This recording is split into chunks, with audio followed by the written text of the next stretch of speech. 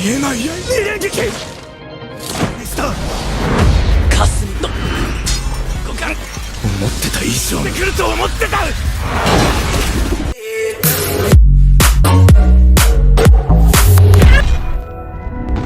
Hei, siapa nih dari kalian yang nungguin aku bahas kelanjutan series anime Kaiju Number 8 part yang ke-6? Nah, yang belum nonton part sebelumnya bisa klik link di atas atau deskripsi di bawah. Di kelanjutan kali ini kita akan diperlihatkan nih Kafka yang akhirnya bertarung dengan wakil kapten Hoshina dengan kekuatannya yang sangat overpower. So, yang penasaran langsung aja kita ke alur ceritanya. Miharu-kun gaリでやる。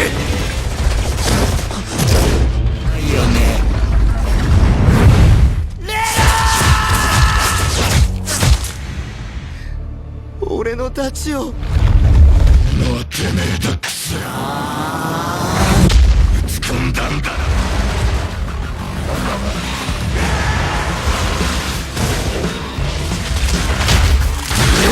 なんだこの胴体を破壊する。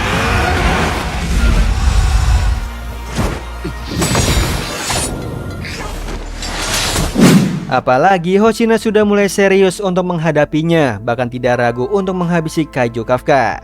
Kecepatan dan kekuatan Hoshina melebihi manusia pada umumnya nih. Dia juga bisa membuat Kafka sendiri kewalahan dan hampir saja mati, sebab Hoshina berhasil menemukan kelemahannya.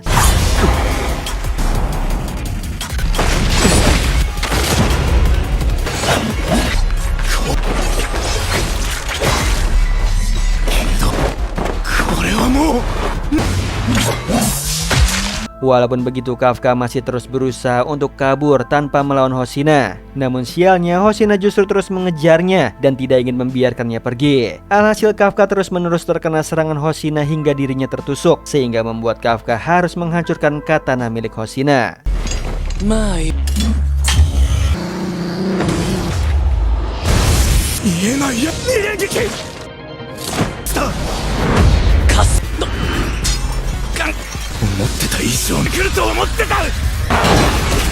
Hal itu juga dijadikan kesempatan bagi Kafka untuk melarikan diri tanpa menyakiti Hoshina. Laporan itu membuat Kikoru senang, namun juga kepikiran soal kaiju yang ada pada diri Kafka. Tidak lama kemudian Kafka kembali. Di situ Kikoru sangat senang melihatnya kembali dengan selamat. Melihat Kafka begitu lelah hingga hampir jatuh, membuat gadis itu menghampirinya dan memapahnya. Selain itu, Kafka juga meminta maaf kepada Kikoru soal dirinya yang membiarkan Kaiju nomor 9 kabur. Setelah itu, Kafka ingin segera bergegas untuk membantu Ichikawa dan juga Iharu. Semua aksinya ini membuat dirinya diomelin oleh Kikoru nih, sebab gadis itu memintanya untuk memikirkan keadaan Kafka sendiri. Bahkan Kikoru sangat khawatir soal penyamaran Kafka sebagai kaiju tersebut bisa membuatnya dalam keadaan bahaya, karena ada beberapa pasukan pertahanan dan terlebih lagi Hoshina juga sempat melihat dan bertarung dengannya. Hal ini bisa mengundang rasa curiga nih kepada Kafka. Sementara itu, Hoshina terlihat sangat tertekan sebab dia banyak memikirkan soal kaiju Kafka. Hal ini juga menjadi pusat perhatian Mina, sebab Hoshina jarang sekali tertekan seperti itu. Saat ini Hoshina hanya memikirkan soal kemungkinan tentang Kaiju nomor 8 adalah seorang manusia. Karena menurut Hoshina dari cara bertarung dan gerakannya lebih mirip dengan manusia daripada Kaiju. Namun sayangnya pemikiran Hoshina yang tidak terucapkan itu hanya dibalas dengan jawaban dingin nih dari Mina, yang memandang semua Kaiju tetaplah Kaiju dan mereka berhak dinetralisasikan. Tidak lama kemudian, salah satu anggota mereka memberitahu soal Kaiju nomor 9 yang menyerang Ichikawa dan Iharu serta yang ada saat pelatihan mereka.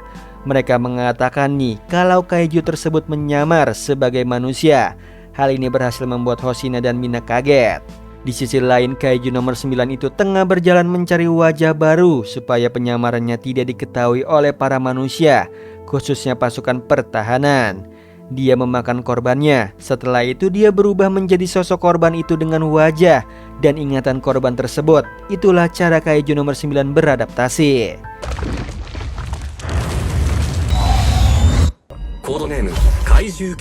Di lain sisi, Kafka dan Kikoru tengah menjenguk Ichikawa. Tanpa sadar mereka membicarakan soal Kafka nih yang berubah menjadi kaiju dan melawan Hoshina. Di situ Ichikawa hanya senang bahwa seniornya itu baik-baik saja. Namun sialnya mereka tidak sadar bahwa di ruangan itu Ichikawa tengah dirawat barengan dengan Iharu. Yang untungnya mereka berhasil mengelabui Iharu, dan Iharu percaya nih pada penjelasan mereka. Selain itu Iharu nampak terkesan dengan kaiju nomor 8 yang datang bagai dewa untuk menghajar kaiju nomor 9.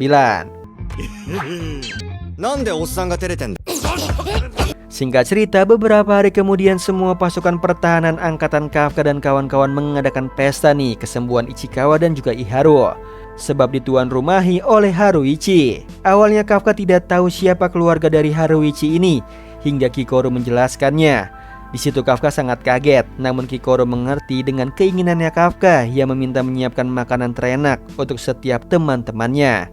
Alhasil Kikoru memintanya langsung pada Haruichi nih, dan pria itu tidak keberatan. Setelah itu wakil kapten memberikan pidato singkat kepada mereka. Kemudian semua anggota langsung memulai pesta. Pada pesta ini semua orang sangat ramai sekali, bahkan sangat senang.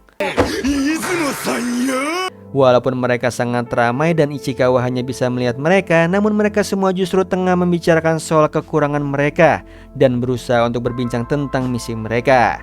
Hal ini membuat Ichikawa juga termotivasi untuk menjadi kuat. Namun sayangnya semua ketenangan itu menjadi heboh lagi nih gara-gara Kafka dan juga Aoi. Di sisi lain Haruichi tengah berbicara dengan Pak Doijima selaku pelayannya. Dia juga berterima kasih padanya sebab telah menghidangkan makanan untuk teman-teman Haruichi. Tanpa sadar Aoi tidak sengaja mendengarnya, namun Aoi sepertinya tidak ingin ikut campur soal masalah keluarganya Haruichi. Sementara itu di dalam Hoshina ingin memberitahu kepada mereka semua nih soal hal penting. Hal tersebut adalah sebuah promosi pengangkatan Kafka sebagai petugas umum di Divisi 3 Pasukan Pertahanan. Sebab Kafka benar-benar sangat berkontribusi dalam misi pertama. Semua anggota sangat senang mendengarnya, lalu mereka kembali berpesta tanpa Aoi dan juga Haruichi, sebab mereka hanya memandangi mereka. Selain itu, Aoi berharap ke depannya mereka tidak akan kehilangan siapapun dari divisi ini. Haruichi setuju soal tersebut. Keesokan harinya, Kafka secara personal dilantik nih dengan resmi oleh Mina di kantornya. Setelah dilantik, Kafka terlihat sangat kaku, sebab situasinya terlalu formal, walaupun mereka hanya berdua di sana. Dia berencana untuk segera pergi setelah memberikan hormat pada Mina.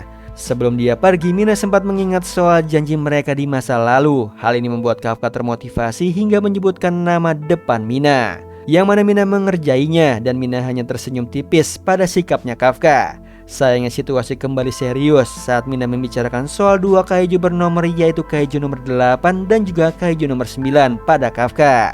Persoalan kaiju itu membuat Mina harus pergi ke markas pusat.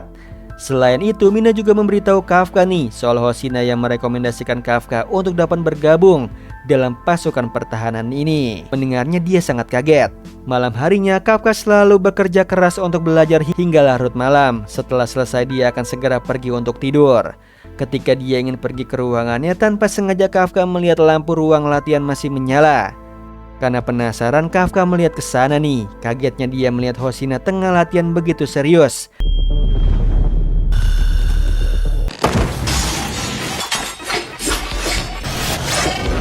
Dia terus melihat Hoshina latihan untuk mengalahkan kaiju miliknya. Hal ini membuatnya sangat kaget dan juga takut.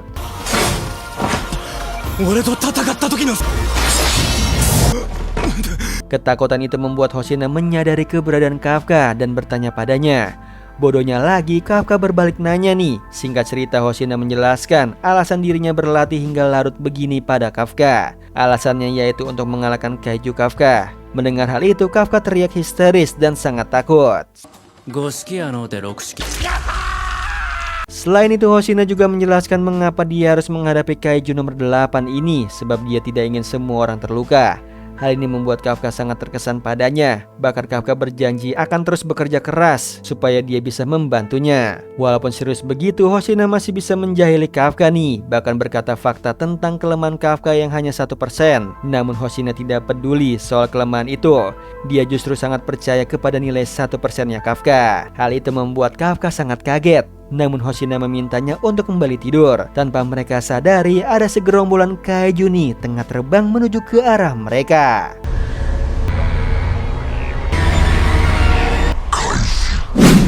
Nah itu tadi alur cerita dari film Kaiju Number 8 part yang ke-6. Gimana teman anime semua? Makin seru kan cerita dari Kaiju Number 8 kali ini? So yang mau aku lanjutin lagi part selanjutnya bisa ramen like, share, dan subscribe tentunya.